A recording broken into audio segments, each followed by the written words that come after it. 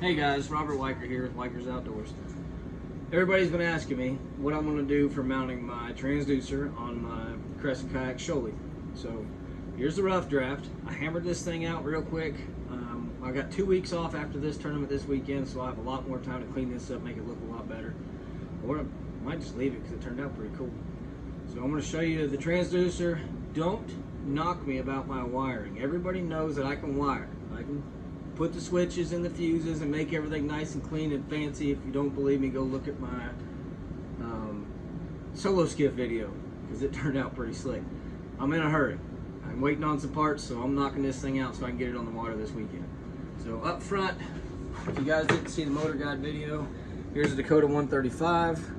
It's small enough to fit in this. You don't have to trim the bottom out to fit it in there, but I did because it's just going to let it slide around as much.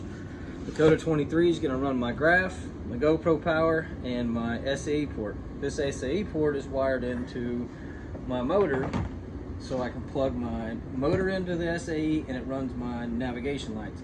And then I plug my motor into the 70 amp Marinco plug and that runs the power. So that's that. And then up here I use 2 Yak Attack hole throughs, and I ran them through this pad eye down here just to kind of keep them from bouncing around and make them a little bit cleaner, because I found out that my battery box for my GoPro and stuff will actually sit right here behind the graph. And then there's also a video on my channel where I've designed these and made them out of starboard and then added the gear track, because there's a lot of guys that were talking about not being able to change the angle on the Shoalie because this is a factory angle. So I put my own bracket on there, and if I'm standing I'm going to turn it here, and you know, you get the gist of that. So here's the transducer. Right now I've got it down. This is 1-inch PVC. I sleeved it inside with 1/2 inch, if you can see in there, because I built this fork out of starboard and I don't want the starboard fork to start wearing on the wire when I'm pulling it in and out.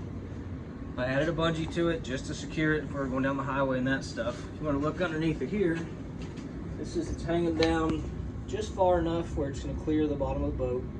And then when I pull it up, I just pull it out, put the fork in the grooves, and now we're pretty well river ready.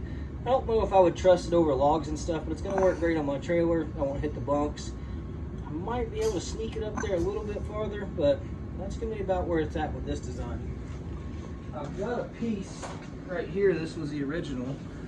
So I just took this PVC and I heated it up, slammed the transducer in it while it was hot, and then let it dry.